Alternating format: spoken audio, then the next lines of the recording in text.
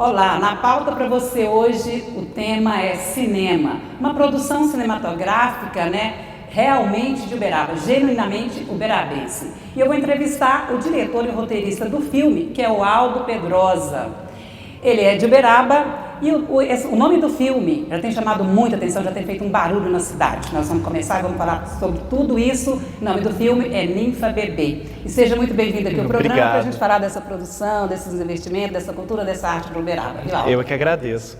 Então, pelo nome que gera um impacto nas pessoas, eu não sei se isso tem um efeito mesmo do cinema, do marketing, da comunicação, se é um nome pesado, porque ele sugere, uma sensação assim muito brutal, que nos remete até à pedofilia, esse Ninfa Bebê. Como é que foi escolhido esse nome? Isso.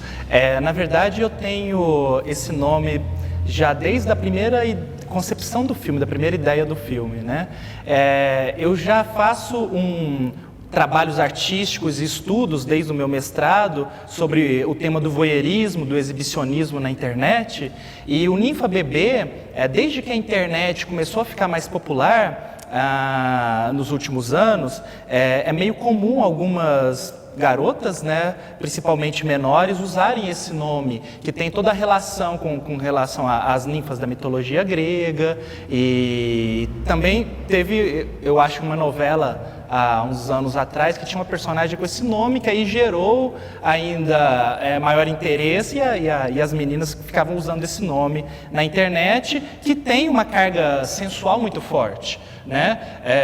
Então, esse nome, sempre que eu pensei nele, realmente foi por conta desse impacto, que ele fosse sugestivo no sentido do pessoal já ficar curioso, o que seria uma ninfa bebê? O que isso tem a ver com o filme? E a protagonista do nosso filme, a personagem principal, ela é uma adolescente de 17 anos, super exibicionista, que coloca tudo da sua vida na internet, e essa é a grande crítica do filme, até que ponto esse exibicionismo exacerbado na internet, nas redes sociais, pode causar prejuízos para a vida das pessoas, principalmente dos adolescentes, que ainda não têm uma formação para entender o que seria prejudicial para a vida futura dele, ou mesmo para os dias atuais, e diferenciar isso de autopromoção, Então, hoje os adolescentes, na busca desses minutos de fama na internet, se exibem, mostram o seu dia a dia. Muitos dos adolescentes postam fotos com uma carga sensual muito grande, que pode gerar vários problemas sociais, inclusive a utilização dessas fotos por sites de pedofilia. Então, o nome ele foi sugestivo nesse sentido, de já criar esse impacto inicial, de mostrar que tem várias ninfas bebês na internet, e isso pode ser um problema social que ainda não está sendo refletido da maneira como queria. Então, o filme ele tem essa carga crítica. Ele é um filme que tende aos padrões comerciais por se apropriar do gênero do suspense e do terror. Ele é feito a partir do ponto de vista da câmera do celular, que a gente chama mockumentary, que é um estilo de filme que atende uma clientela hoje, ele é comercial, mas isso tudo é para levar o espectador a entender esse ponto de vista crítico, que seria o exibicionismo, principalmente por parte dos adolescentes. Aldo, eu estou percebendo aí também que esse apelo que vocês demonstram, que você está me passando, se eu estou compreendendo, de uma educação, tem um processo educativo, mas tem uma carga também, aí quando você entra no suspense e no terror, deve ter algumas cenas muito violentas também. Sim, tem sim. Como trabalhar isso também para o adolescente? Infelizmente, a classe que ele critica, na verdade, assim, a temática do filme, ela critica o exibicionismo dos adolescentes, mas que servem para todos, só que os adolescentes é o grande público-alvo da crítica do filme, mas não vai ser, infelizmente, o público-alvo do filme em si, porque a censura do filme vai ser 16 anos. Eu não quis abrir mão de algumas cenas, como você mesmo disse, e alguns temas a ser discutidos, justamente por talvez diminuir um pouco dessa carga crítica, Acredito que de essa faixa de 16, 17, e ali é o início da vida adulta, de 18 a 20, seja uma faixa que realmente está dentro desse problema social do superexibicionismo, né? Mas você tem razão quando cita que os mais novos também. Então eu penso que esse trabalho educativo pode servir até para os pais, que eu acho que eles precisam policiar melhor o que está acontecendo, né? Algumas pessoas até da equipe, ou que leram o roteiro, ou que viram alguma coisa, já me falaram sobre isso. Falaram, não, depois que eu vi, eu comecei a pensar, eu tenho uma filha adolescente, né? O que ela faz sozinha quando eu não estou acompanhando? Eu vejo ela publicando fotos e acho que isso não pode ter efeito nenhum para a vida dela. Então, o filme vai ser para 16 anos, tenta gerar essa crítica que atende, né, as faixas etárias, principalmente da pré-adolescência, mas o público mesmo vai ser a partir de 16 anos por conta das cenas de violência, cenas mais sensuais, né? E para monitorar também os filhos, os adolescentes, né, nas mídias sociais, nas redes sociais, é uma guerrilha de emoção. É muito difícil para os pais, né? Porque o acesso é muito fácil, muito rápido. Sim. Eu acho que assim, eu já estudo a tecnologia há muito tempo, né? Eu sou fã de tecnologia. Lógico que a tecnologia ela vem para facilitar a nossa vida e nossa vida é gerada em torno dela. Nós somos dependentes tecnológicos. Então eu acho que esse ponto é um ponto a ser discutido e precisa ser discutido rápido, justamente porque a gente ainda não tem um amadurecimento para entender o que isso pode gerar para o nosso futuro, principalmente para o futuro desses adolescentes que estão se exibindo aí. Porque uma vez que a informação está na rede, ela é eterna. A gente não tem controle sobre ela, né? Uma vez que uma foto sua vaza, aquilo vai ficar na rede de forma incontrolável e daqui a anos o seu filho pode ver uma foto sua numa situação constrangedora de 20 anos atrás. Então, como a gente vê acontecendo, né? Até com alguns famosos antes de serem famosos. Isso. Depois eles querem ali ações jurídicas para poder retirar, né? E não dá, é impossível porque aí não tem esse... os órgãos públicos, eles tentam controlar a mídia eletrônica, mas é muito complicado hoje, né? É muito complicado. As legislações que eles criam ainda não conseguem ter esse controle, porque a internet é uma tecnologia realmente que veio para democratizar a informação, né? Ela é livre por natureza, eu acho que ela não precisa realmente ter esse controle, o que precisa ter é consciência de quem a usa, né? Então, assim, eu sou professor de adolescentes, já dou aula há muito tempo para o ensino médio, também para cursos superiores, mas a minha maior carga de minha maior carga de aula desde que eu iniciei é para os adolescentes, então eu sinto isso, é o que eu oriento eles, né? Se você não quer que uma informação sua, uma foto sua, quaisquer coisa, seja usado contra você ou vaze, não produza, né? Porque o controle disso é muito complicado.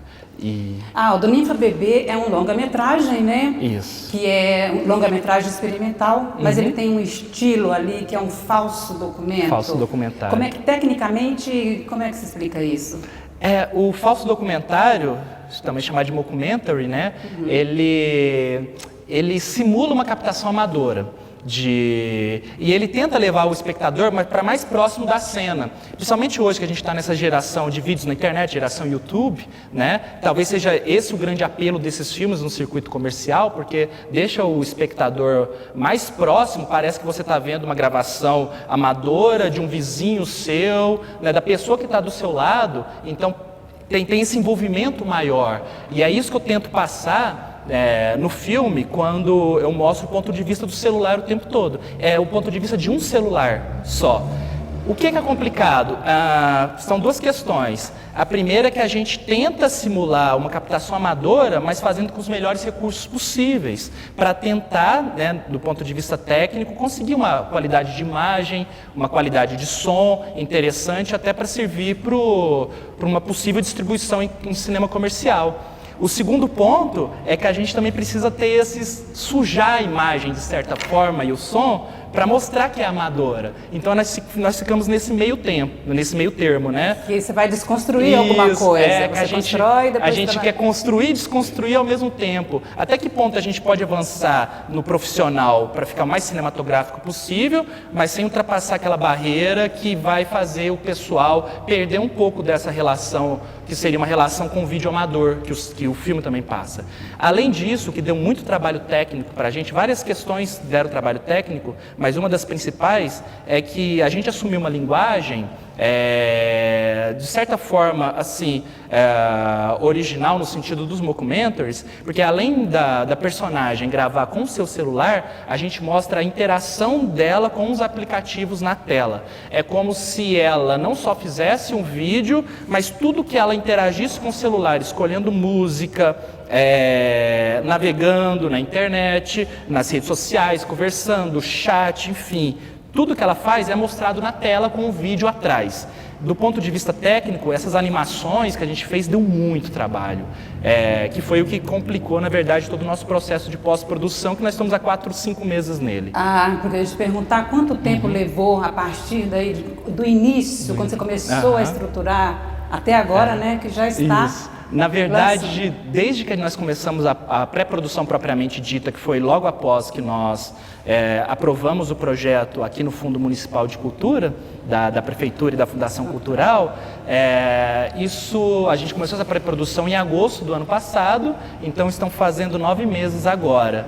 Mas desses 9 meses nós gravamos em setembro e outubro, e começo de novembro, nem me recordo mais, e desde então a gente está passando por um processo chamado de pós-produção, que é a edição de vídeo, a confecção dessas animações e também a parte de edição de áudio, que foi uma parte complicada tecnicamente para a gente, porque nós queríamos um áudio que fosse, de certa forma, profissional, e a questão do áudio para o cinema também é bem complicado. A gente está acostumado a achar que cinema é só imagem, mas o áudio, né, inclusive o cinema é uma arte audiovisual, o áudio é super importante. Então nós dublamos todo o filme, né, nós criamos todos os sons ambientes. E tudo isso foi feito em Uberaba? Tudo em Uberaba. E na verdade, vocês buscaram essa estrutura ou vocês tiveram que montar essa estrutura aqui? Como é que vocês conseguiram? Foi bem complicado porque, assim, apesar da gente ter conseguido um recurso, para quem sempre fez produções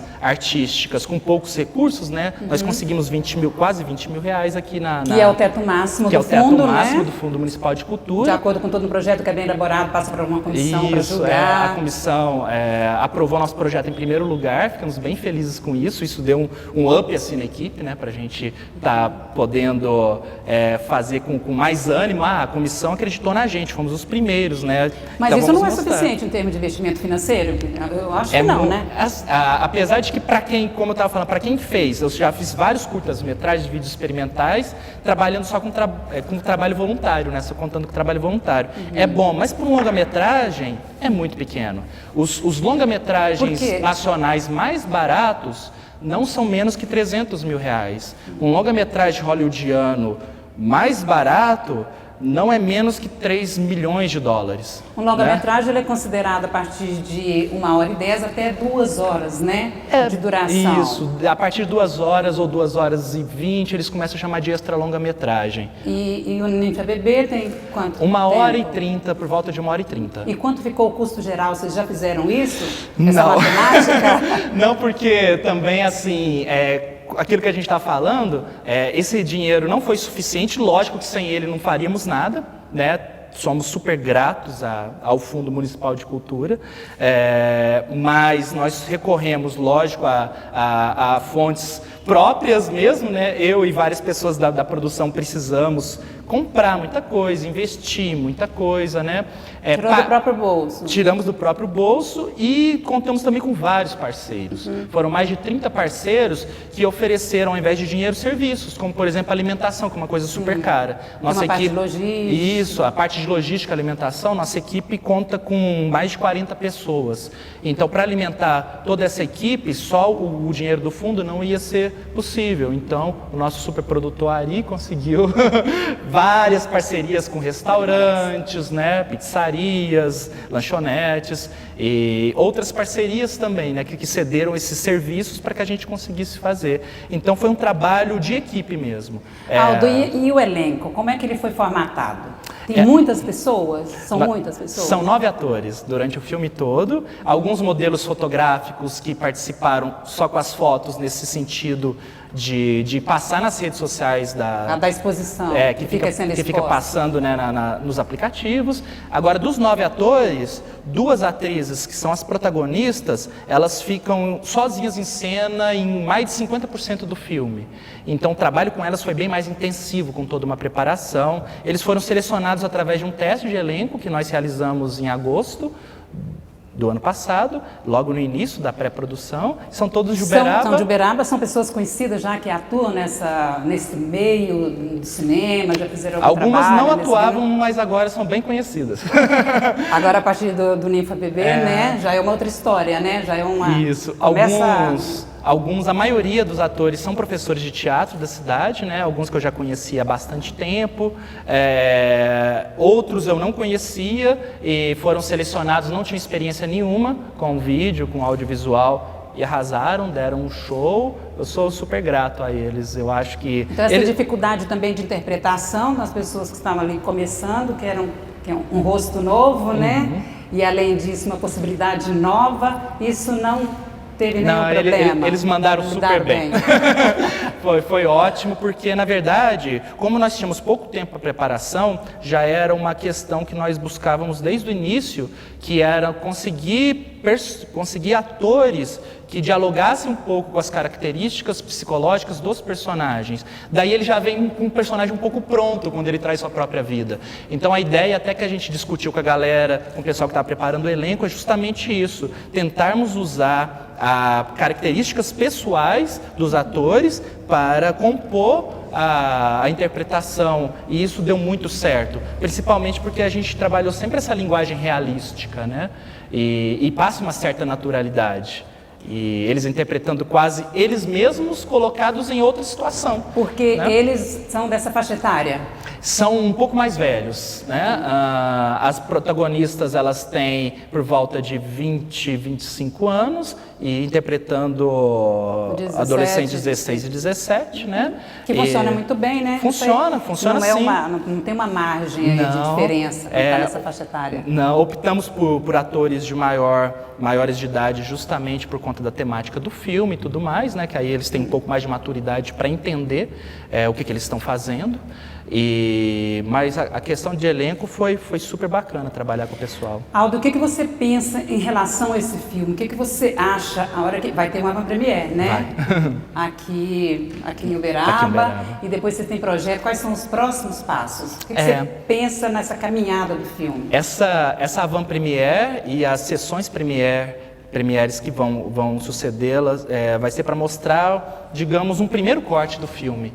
É complicado porque para artistas em geral parece que a produção nunca está terminada, né? Então ainda estou com aquele sentimento, o filme ainda não está pronto da forma que eu queria, mas vamos lançá-lo até para ver como que vai ser essa recepção do público, esse retorno, né? Então seria uma premiere, digamos assim, para mostrar que a gente chama no cinema mesmo de primeiro corte do filme, a primeira edição, sentir, né, ver o que está faltando. Então a minha proposta é, após isso, ficar mais uns 2 a 3 meses, porque o trabalho de pós-produção é muito complicado, depende de recursos técnicos e de tempo, porque esses recursos são demorados, né, para você editar um vídeo. Não consegue fazer isso super rápido e tem uma equipe que trabalha, é bem lento. E depois, então, desses 2 a 3 meses... É um processo de imersão, então, ali. Sim. Vocês vão mergulhar naquilo novamente, né, no trabalho que já foi exposto. Isso. Fazer um acabamento final. Um acabamento final, isso. Para depois ser colocado nos cinemas. Isso. A princípio, vou procurar os festivais, né? Mandar para todos os festivais possíveis do mundo inteiro. Hoje, por conta das tecnologias, isso é fácil. Você disponibilizá-lo para os festivais e, em seguida, buscar possíveis parcerias com distribuidoras para tentar, então, a inserção no cinema comercial ou em serviços de streaming como o Netflix, por exemplo. E vocês pensam em ter um retorno financeiro à altura do investimento ou mais? Pensam nisso? Essa questão, eu acho que nós que estamos lutando por fazer algo artístico que para nós é de qualidade, eu acho que a questão financeira é a que menos pesa, né? Nós tiramos dinheiro do bolso sem pensar nas consequências, né? Sacrificamos noites sem dormir e tudo mais. Lógico que o retorno financeiro é bom para todo mundo, até para poder te dar uma condição de investir em projetos futuros, né? Eu até comentei, né, com o Ari Moraes, que é o produtor, né, do filme, que deve ser uma coisa extremamente desgastante, mas extremamente prazerosa também. Sim, é quando você vê o resultado, é um filho que nasce. E sem dormir, envolvido só com aquela temática, né? Sim, sim. Porque tem que ter esse foco também, né? Tem que ter. E assim, eu junto com a equipe, toda a equipe, nós tivemos todo esse cuidado para que nada fique gratuito também. Pensando, por exemplo, hoje inclusive eu estava conversando isso com a equipe, pensando em cada frame do vídeo, né, que são fotos ali, que 24 compõem um segundo, então nada ali está gratuito. Sempre a gente pensa, se aquele objeto de cena está ali, ele está por um motivo, né? Não é... Se aquela cor daquele objeto é essa, é por um motivo. Se eu coloco um número tal numa publicação da rede social, tem que ter um motivo para ele estar ali. Então, existe essa história por dentro da história, que a gente fica discutindo. Lógico que para os espectadores perceber isso tudo é complicado, mas para a gente gera essa satisfação de pensar que a gente fez algo acabado o suficiente, né, para que a gente consiga até ter explicações para tudo, como se aquilo fosse algo real mesmo, né, que a gente fosse uma parte da vida de uma pessoa que a gente está contando. Vocês elegem, então, uma comunicação, assim, com todo o exercício para que ela realmente atinja um objetivo, em detalhes, né? Isso. Você quer comunicar com todos os elementos que aparecem ali. O cinema é uma das artes mais completas justamente porque ele depende de todas as outras, né? Então nós dependemos, né, da imagem, dos elementos de cena, dos atores, da trilha sonora, do som. E a trilha sonora, né? A trilha sonora de filme também é uma coisa extremamente interessante, complicada. Até porque... Como é que vocês definiram isso, trabalharam? Foi equipe também? A trilha sonora desse filme, ela também é diferente, porque se a gente parte do ponto de vista que ela está captando com o celular, não podemos ter uma trilha ambiente convencional do cinema, que seria, por exemplo, aquelas músicas orquestradas que dão o tom das cenas. Se tem um suspense, sempre entra um violino antes para ir preparando o espectador e na hora do susto a orquestra entra inteira. Isso a gente não pode usar justamente porque a linguagem que a gente quer contar, a história que a gente quer contar nessa linguagem, ela parte de uma captação amadora. Então, como seria a trilha sonora? Músicas que a personagem tem no seu celular. Então, nós criamos uma banda fictícia e qual o estilo que ela tem nesse celular? E essa banda tem um estilo de pop rock adolescente, né, em inglês. Eles adoram. Os adolescentes realmente, né, sempre estão por dentro das vertentes musicais e tal. Então a gente colocou na história, na metalinguagem do filme, que essa banda é uma banda famosa no mundo da protagonista e que é a banda favorita dela. Então as músicas que tocam no filme, em sua maioria, tem algumas outras músicas de amigos que vão compor algumas cenas bem de fundo, mas as músicas principais do filme são dessa banda e o nome dela é Sex Lollipop. Que é uma banda que a gente criou, que também tem essa carga nas músicas de uma certa sensualidade jovem, né? Que é um pop rock adolescente eletrônico, que é bem a cara da protagonista. Então compusemos as 12 músicas e elas tocam no filme e pensamos lançar um álbum delas logo após a premiere também. Porque foi dirigido específico. Foi dirigido. Né? As letras em si dialogam com as cenas, então tem todo esse cuidado também. Os músicos são todos locais, né? E é isso. Foi um outro trabalho que nós tivemos paralelo ao filme, é compor essa trilha sonora, que seria o trabalho de compor, de produzir uma banda de verdade. Produzimos essa banda para as músicas dela serem usadas no filme. E o diretor, roteirista, produtor acompanha do primeiro momento ao último? Tudo. Acompanha tudo. Do início ao final. Lógico que não dá para ele tem que delegar, né? E eu contei com pessoas extremamente competentes nas suas funções, mas ele tem que ser um gestor, principalmente criativo, né? Para tomar algumas decisões criativas, para ter uma unidade. Né? O cinema ele tem essa característica de ser uma arte coletiva, ele não pode ser individual, não dá para uma pessoa só fazer tudo, mas o diretor ou o produtor, geralmente em Hollywood são os produtores, eles têm que ter esse controle criativo para que tenha uma unidade e não fique solto, né? Porque se deixar para cada pessoa escolher, vai ficar uma obra difusa, não vai ter um foco.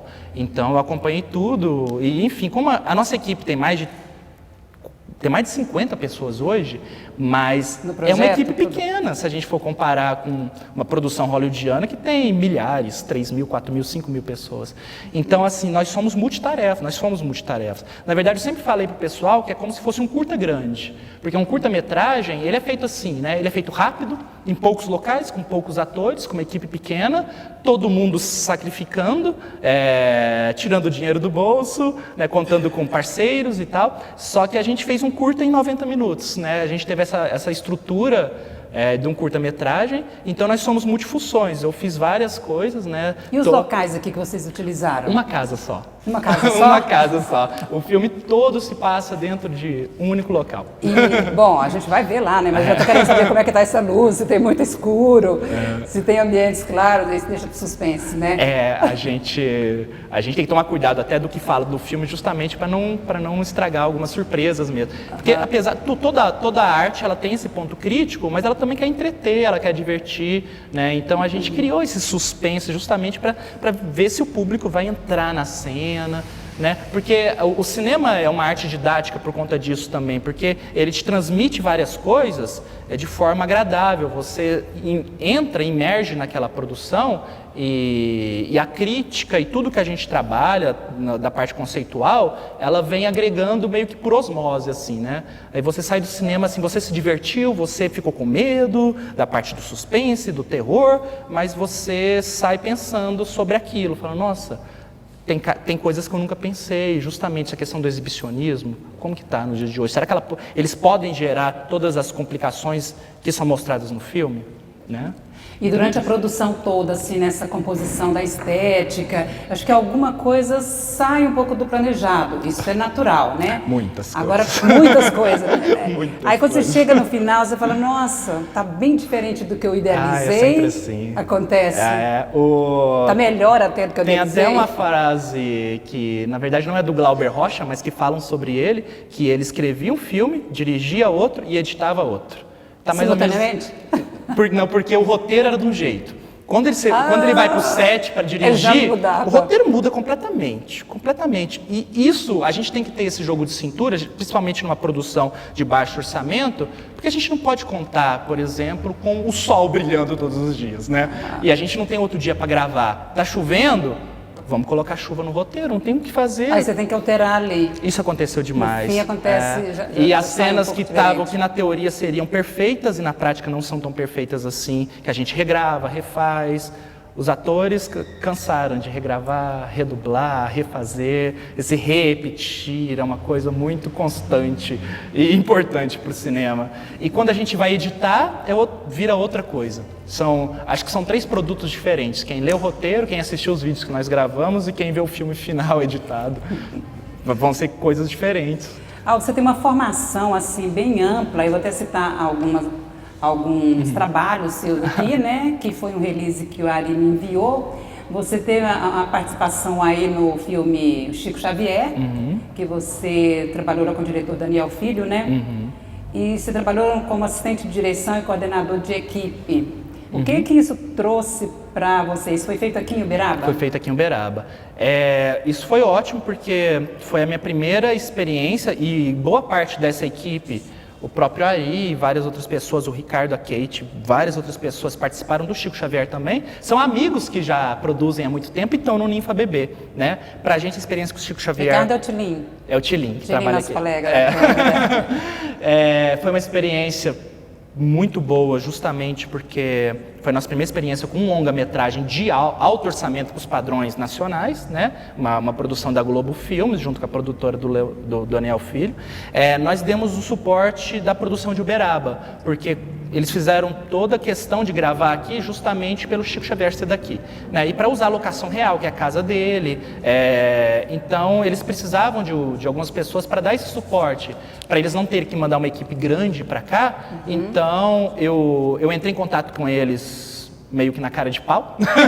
Quando eu fiquei sabendo que eles viriam para cá, eu mandei um e-mail. Funcionou, hein? Aí eu expliquei que eu já fazia curtas, já tinha um trabalho com arte fazia um tempo, e funcionou. Eles responderam, beleza, quero contar com a equipe de vocês. Eu falei, tem uma galera aqui muito legal que produz, então foi assim que até eu conheci muita gente que está hoje no Ninfa Bebê.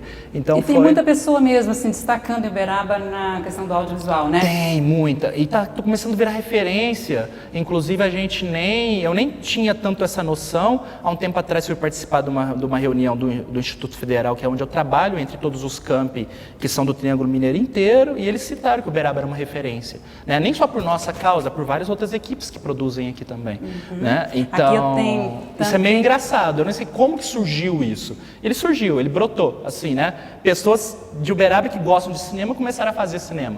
Tem aqui, fica em São Paulo, fica nesse eixo Rio, isso, né? Saiba do pela exterior. proximidade com São Paulo também é interessante, justamente porque muitos vão para lá estudar e voltam, né? Fazem trabalhos lá, conhecemos pessoas que tiveram uma formação legal lá, né? Mas tem mais aqui, né? Tem um histórico aqui de trabalho seu, a gente vai rapidinho falar da Beira do Caminho, tem o Olho Mágico, né? Que você também trabalhou. Isso. O Olho Mágico ele é interessante porque ele foi uma das produções de vídeo experimental que eu fiz sozinho, que não é uma produção cinematográfica. São vídeos feitos para passar em galerias de arte, né? E ele foi o primeiro projeto artístico meu que falou sobre o voyeurismo, que foi quando eu comecei a pesquisar o tema do voyeurismo e do exibicionismo por conta das tecnologias atuais no mestrado. Meu mestrado ele foi prático. Além de escrever uma dissertação, eu precisava produzir, então eu produzi o Olho Mágico e mais vários vídeos, e daí surgiu a ideia do Ninfa Bebê, levar essa questão da discussão do voyeurismo também para o cinema, que é a minha área, que é a minha paixão desde criança. Eu sempre quis trabalhar com cinema, sempre. Eu sou professor de arte, né? Dou aula de artes visuais, né? Falo sobre todas as artes, mas minha paixão é o cinema, sempre foi. E Lágrimas de Pietá? Lágrimas de Pietá foi um curta também que eu fiz, já não é sobre o tema do voyeurismo, é sobre o tema da morte, da efemeridade da vida, que faz parte de uma trilogia, que é uma trilogia que foi legal, que eu ganhei alguns prêmios assim com eles. Tanto com os Você gosta filmes. dessa coisa mais sombria, assim? Pois é. Na verdade, a galera, eu já fiz, meus primeiros curtas-metragens, eles foram de terror também, eles foram de suspense. Eu não tenho um gênero favorito, eu gosto de todos. Na minha cabeça eu tenho roteiros de todos os gêneros, né? Mas por alguma coincidência do destino, minhas primeiras produções foram no gênero terror, do suspense. Tá dando certo, né? Mas eu devo ter um lado sombrio. Bom, aqui da sua formação, né? O Aldo é doutorando, né? Você faz doutorado em artes visuais? Lá na Unicamp. Na Unicamp, em Campinas.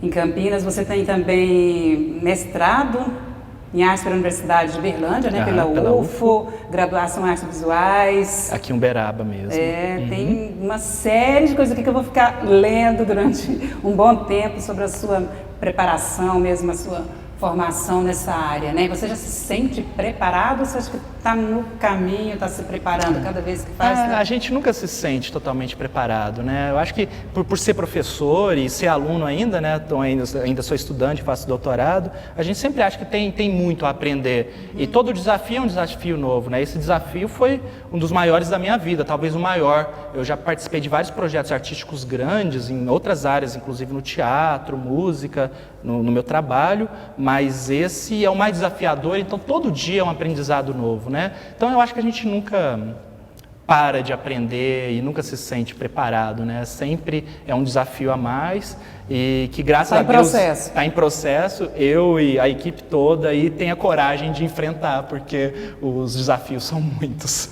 Não é fácil fazer cinema. Imagino, viu? Você tem agora, vocês estão nessa fase de divulgação do filme? Uhum, isso. Então, vocês têm percorrido, têm trabalhado nas redes sociais? Tem sim. Na verdade, o Ari e parte da equipe está cuidando disso, quase que só o Ari, né, com todo esse talento publicitário, entre outros talentos que ele tem, né, ele devia dar entrevista aqui, porque ele fez muita coisa no filme. Não vai faltar oportunidade. Mas a gente está nessa fase, infelizmente, foi muito demorado esse trabalho de pós-produção e não conseguimos ter o tempo suficiente que a gente queria para fazer uma divulgação mais massiva, para o filme estar pronto antes, né? Eu não tenho tempo de divulgar melhor, de participar de outras entrevistas, porque eu estou cuidando, eu sou um dos editores do filme também, estou há dias acordado, sem dormir, para tentar terminá-lo, mas a gente está tentando divulgar o máximo possível dentro das nossas possibilidades, usando a mídia que a gente critica, que é a rede social, né? Que critica no filme, né? Que é criticada no filme, mas fazendo bom uso dela agora. Lógico que o bom uso dela é sensacional, do aspecto democratizador da informação e do aspecto publicitário, é uma mídia sensacional, né? Dessa vez nem estão pensando em fazer cartazes, flyers para ir distribuindo, que é a publicidade antiga, né? Fazendo alguns banners e posters para ficar em alguns locais específicos, e a internet cuida do resto. E fizemos um trailer que teve uma repercussão muito legal, mais do que o esperado. Então a divulgação assim está até surpreendentemente boa, e esperamos lotar as sessões, porque a gente vai ter 5 sessões. Né? Uma sessão fechada, infelizmente algumas são fechadas com controle de convite por não comportar muita gente. No Kinoplex, no dia 12, próxima quinta-feira, 10 horas da manhã, vai ser uma sessão fechada para a equipe, alguns convidados da própria equipe, parceiros, para a Prefeitura Municipal, o prefeito vai participar, a Fundação Cultural, com a presidente da Fundação Cultural, imprensa, jornalistas e artistas de Uberaba, que vai ser como se fosse uma sessão de imprensa, que geralmente os filmes grandes fazem, né? Que é uma avant-première, né? Uma pré-estreia, que é feita justamente para a mídia, para o pessoal da área começar a pensar e começar a criar as primeiras ideias sobre o filme, né? E fazer as primeiras observações. E depois vamos ter 3 sessões públicas no Veracruz, que nós vamos pedir 1 quilo de alimento para doar para alguma instituição, abertas, né? O Veracruz comporta até quase 1.000 pessoas, então esperamos lotar as 3, né? Porque a divulgação tá bem legal, eu acho que a gente consegue. E depois a gente vai fazer uma última sessão especial também no Teatro SESI Minas, do Centro de Cultura José Maria Barra, que vai ser para a gente tentar atender os familiares da equipe, os familiares dos parceiros, com controle de convite também, para a gente fazer como se fosse uma comemoração nossa também, né? A última sessão. E vai ser o momento que vai respirar. Falar, uma fase acabou. Nós estamos encerrando nosso programa. Muito obrigada por muito. estar aqui com a equipe, né? Que eu ainda vou ter a oportunidade de entrevistar outros e estar aqui no programa Movimento, que é o canal Câmara, né? Que é o 61.3. Muito obrigada por sua presença aqui. Eu que agradeço. Muito obrigado.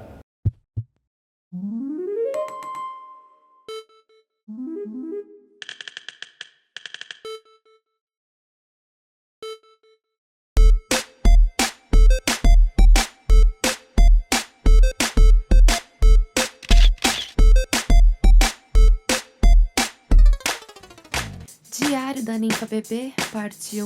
Estou aqui com a minha pupila, Diana, codinome virgem até hoje. Nelly. Estamos nos preparando para uma noite de vadiagem e muita sacanagem. Oi, gata. Cadê seu pai? Tá aqui? A que hora que vocês vão pra sua casa? Tá, vocês vão aproveitar que o Orfeu vai viajar, que eu sei, né? Tá bom. Vamos colocar o nosso plano maligno em prática. E aí? Babs, querido, você nunca vai ver esse vídeo.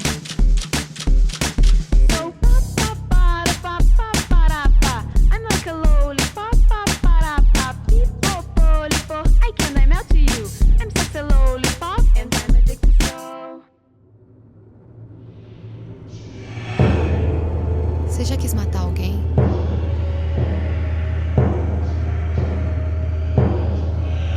Tipo, de verdade?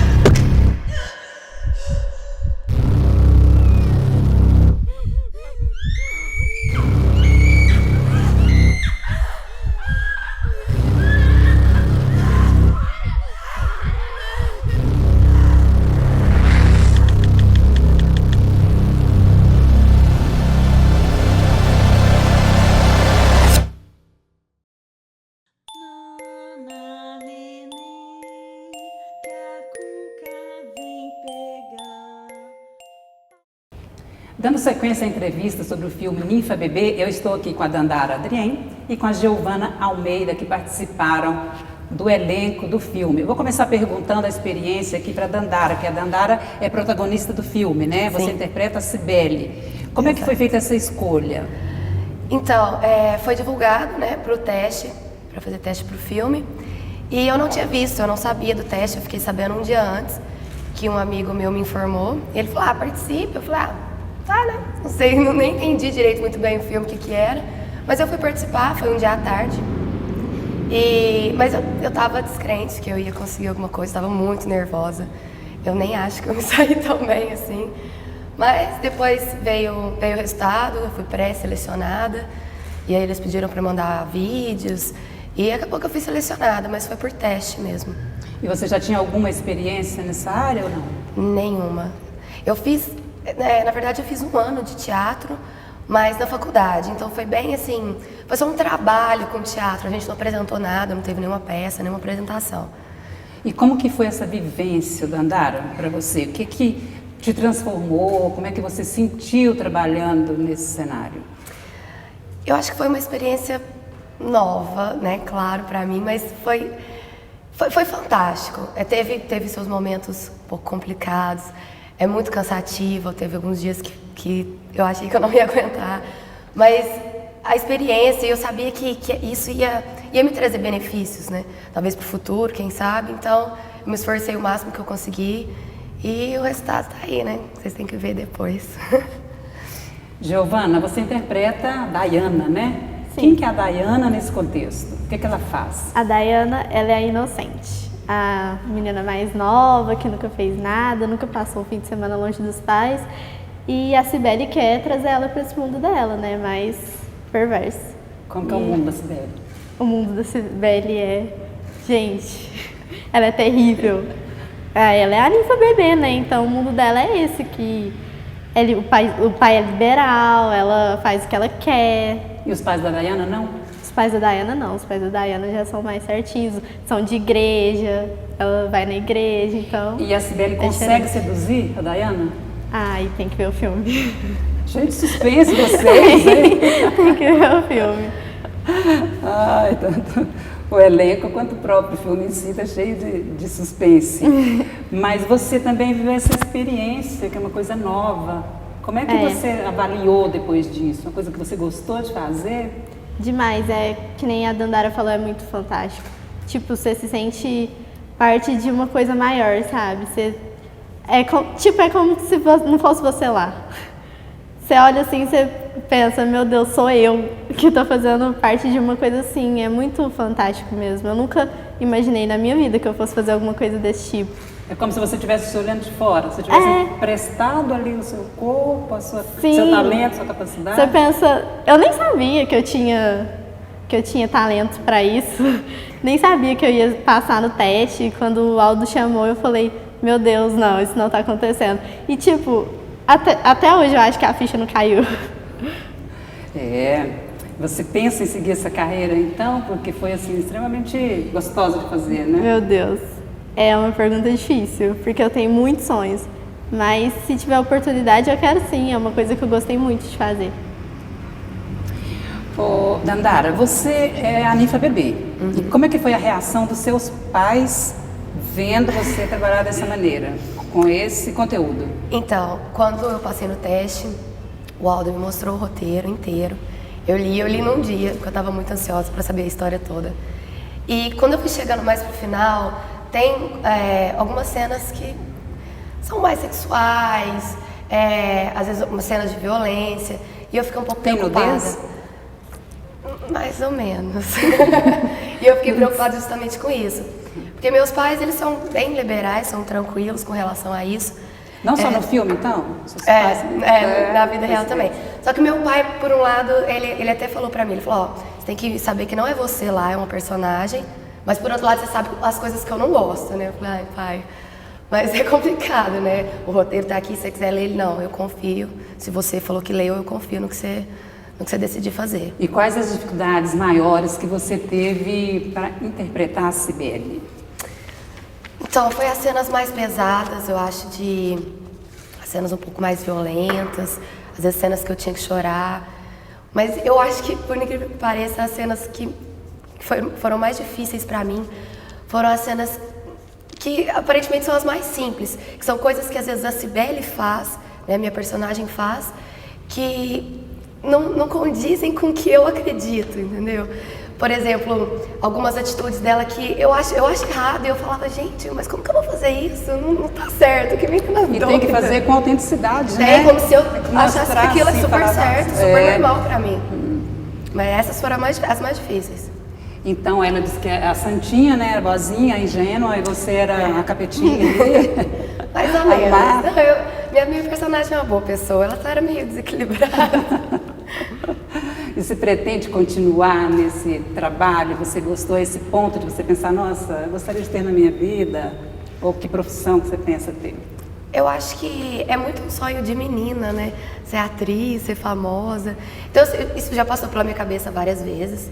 Mas eu nunca tinha certeza se era isso mesmo que eu queria. Até porque meu sonho mesmo sempre foi fazer jornalismo. Trabalhar de certa forma com a televisão, mas de outra forma, né? No caso com a tela, mas de outra forma. Mas depois que eu passei por essa experiência, eu comecei a pensar mais nisso. Quem sabe se surgir algumas outras oportunidades, depois eu deixo meu contato aí, viu, gente? Vou fazer a mesma pergunta para as duas, né? Porque consta que quando o personagem trabalha muito aquilo e é algo que entra em conflito, como você entrou em conflito, como você também teve os conflitos, né? É difícil depois se desligar daquilo lá quando termina. Vocês ainda estão nesse processo, nessa caminhada, mas vocês acham que já desligou, primeiro para você, desligou um pouco já do que você estava fazendo? Você já deixou a Cibele um pouco para trás? Eu acho que não tem como. Eu acho que é uma experiência que eu nunca vou conseguir me separar da Cibele. Apesar de eu acredito que eu seja muito diferente dela, que a gente completamente o oposto. Algumas coisas talvez a gente tem semelhante, mas a gente, de uma maneira geral, a gente é bem diferente. Mas apesar disso, a experiência faz com que eu acho que eu nunca me desligue dela totalmente. Talvez a personagem se afaste um pouco com o tempo, mas o filme sempre vai ficar marcado como uma experiência, literalmente, né? Até pela tatuagem que eu fiz pro filme. Tatuagem? Eu fiz. Ah, é? É porque no roteiro a personagem tinha essa tatuagem. Ah, mas tinha que ser assim, de verdade? Você fez? Não, então, poderia ser de mentirinha. Aí o diretor, o Aldo, falou, não, eu conheço um cara, amigo meu, que ele é tatuador, ele vem aqui toda semana, se precisar, pra retocar a tatuagem de rena. Eu falei, olha, Aldo, sinceramente, eu preciso só de um motivo pra fazer uma tatuagem de verdade. E você me deu esse motivo. E eu fiz. Porque vai ficar marcado mesmo essa experiência, né? Você queria o motivo e ele veio, né? E ele veio com o motivo. E é algo que consagra mesmo, que você falou, né? Um rito, um momento assim da sua vida, né? Portanto, tatuagem é isso, né? Essa consciência. E agora com você, né, Giovana? Como é que é a Dayana na sua vida? Ela está bem assim, incorporada com você ou não? Já está se diluindo? Então, eu concordo plenamente com o que ela disse. É difícil se deixar isso para trás. Ela já entrou na minha vida, principalmente por ter sido, assim, digamos, o primeiro trabalho, né? Que você tem aquela entrega, aquela dedicação. Então, aquilo fica com você para sempre. Não adianta. Eu acho que fez muito sentido para mim isso tudo. No filme, Giovana, tem quantos anos você? 16. E a Cibele? 17. Então, são bem próximas, com realidades bem diferentes, né? Sim. Exatamente. Bom, eu agradeço muito, tá, a vinda de vocês aqui, agradeço. né? Eu que agradeço, imagina. Falando desse filme, que vai ser super bacana, já dá para sentir que é um trabalho que envolveu muito, mas envolveu muita paixão, muito amor, né? Com certeza. Muito afeto ali para poder produzir toda a equipe. Então nós vamos terminar por aqui. Eu entrevistei a Giovana Almeida e a Dandara Adrien, que fazem parte do elenco do Linfa Bebê. Muito obrigada por sua companhia e até breve.